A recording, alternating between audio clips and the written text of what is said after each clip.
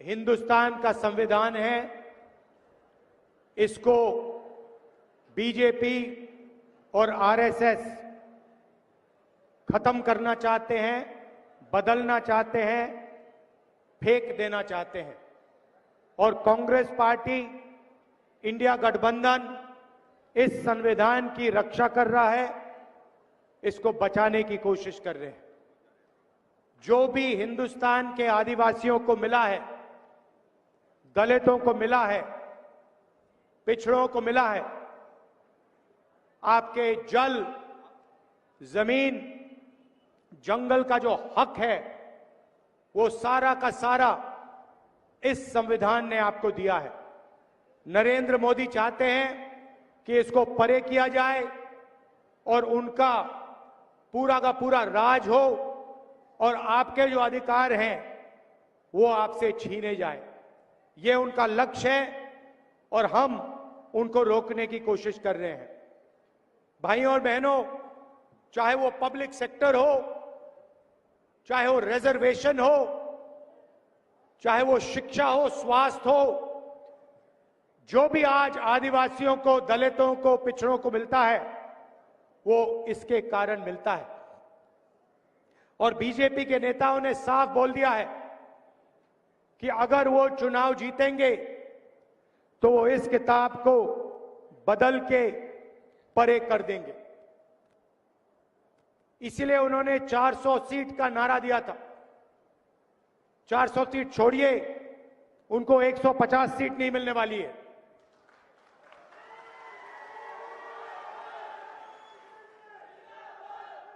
उनके अलग अलग नेता कहते हैं कि हम रिजर्वेशन छीन लेंगे। रिजर्वेशन किससे छीनेंगे?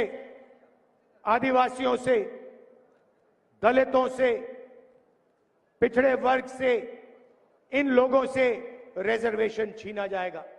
और मैं आपको इस स्टेज से कहना चाहता हूं, रिजर्वेशन को छीनने की बात छोड़िए, हम रिजर्वेशन को 50% से आगे बढ़ाने वाले हैं। इनको जो करना है कर लें।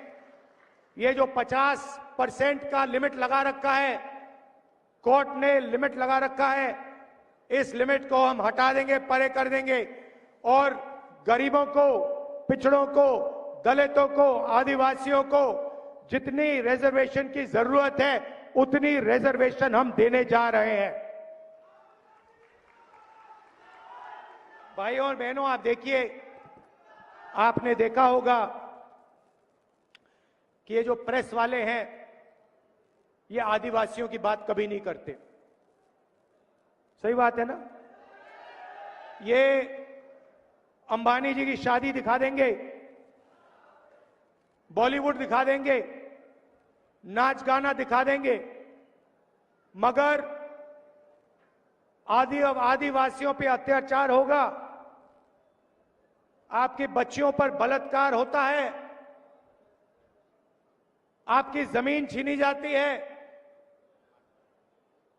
तो मीडिया में कभी आपके बारे में नहीं कहा जाता। इसका कारण है भाइयों और बहनों, मीडिया में, इनकी बड़ी बड़ी कंपनियों में आदिवासी आपको एक भी नहीं मिलेगा।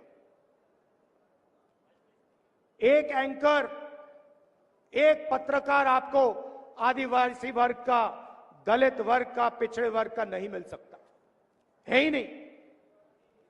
बड़ी बड़ी कंपनियों में देखिए, 200 बड़ी कंपनियां हिंदुस्तान में, उनकी मालिकों की लिस्ट निकालिए, आपको उस लिस्ट में एक आदिवासी नहीं मिलेगा, एक पिछड़ा नहीं मिलेगा, एक दलित नहीं मिलेगा।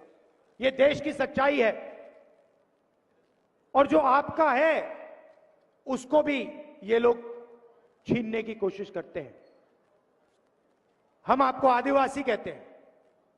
आदिवासी का मतलब हिंदुस्तान के इस जमीन के पहले मालिक। अगर आप इस जमीन के, इस जंगल के पहले मालिक हो, अगर हम आपको आदिवासी कहते हैं, तो उस जंगल का, जमीन का अधिकार सबसे पहले आपको मिलना चाहिए। हमने आपको जमीन अधिग्रहण बिल दिया, फॉरेस्ट राइट एक्ट दिया, पेसा कानून दिया,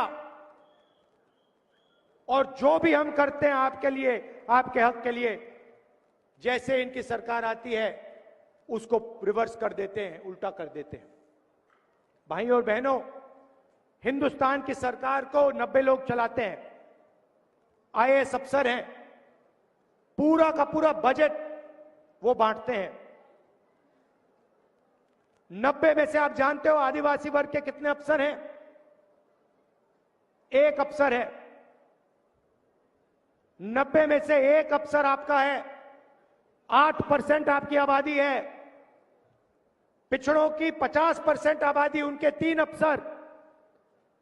दलितों की 15%, उनके 3 अफसर। और भाइयों और बहनों, अगर बजट में 100 रुपए का निर्णय लिया जाता है तो आदिवासी अफसर 10 पैसे का निर्णय लेते हैं। 100 रुपए में से 10 पैसे की आपकी भागीदारी है। आपके लोग ना मीडिया में दिखेंगे, ना कॉर्पोरेट इंडिया में दिखेंगे, ना बड़े बड़े अस्पतालों को चलाते हुए दिखेंगे, ना बड़े कॉलेज यूनिवर्सिटी को चलाते हुए दिखेंगे।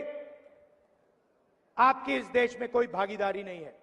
यह देश की सच्चाई है कि आदिवासियों की, दलितों की, पिछड़ों की इस देश में कोई भागीदारी नहीं है। इसको हम बदलना चाहते हैं।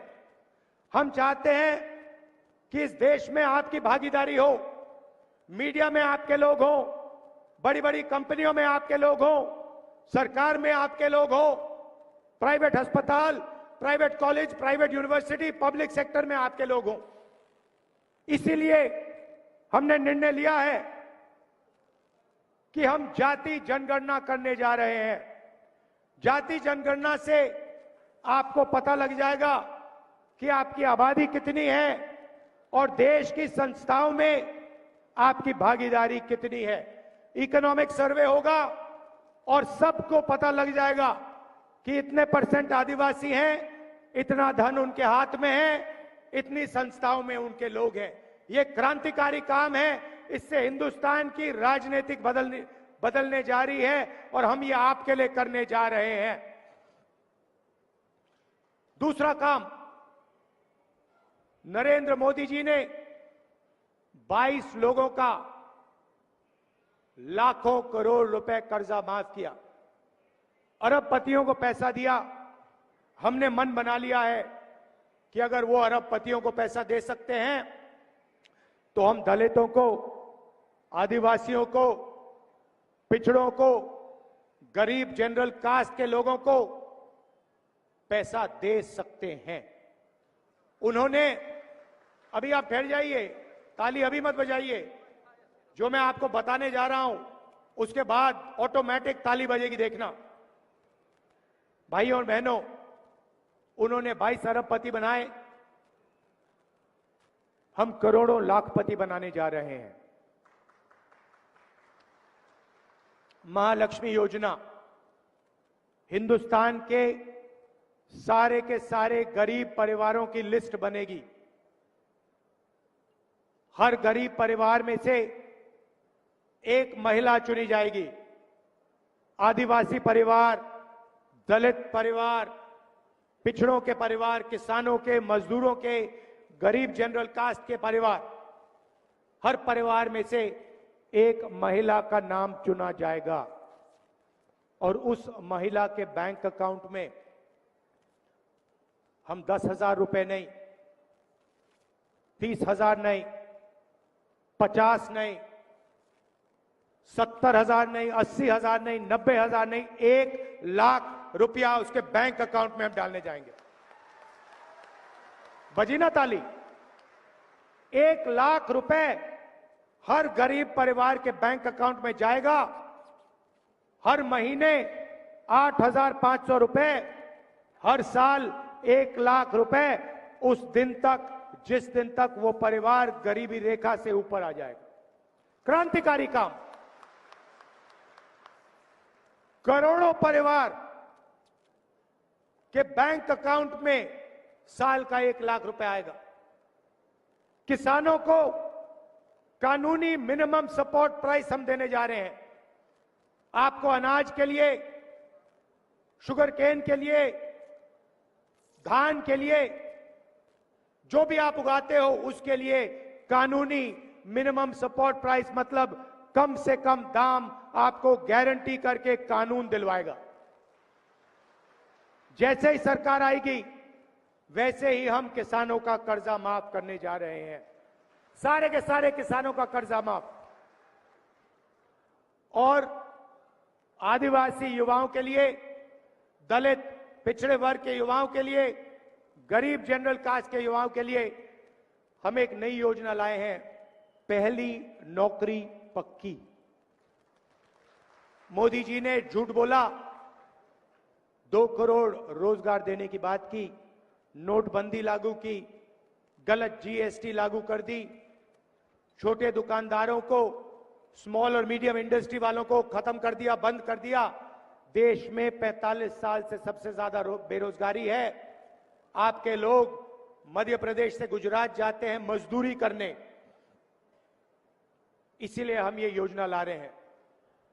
पहली नौकरी पक्की का मतलब, जैसे अमीर घर के बच्चे 1 साल की नौकरी लेते हैं, उसमें उनकी ट्रेनिंग होती है, पैसा मिलता है, वैसे ही हम हिंदुस्तान के सारे ग्रेजुएट्स को,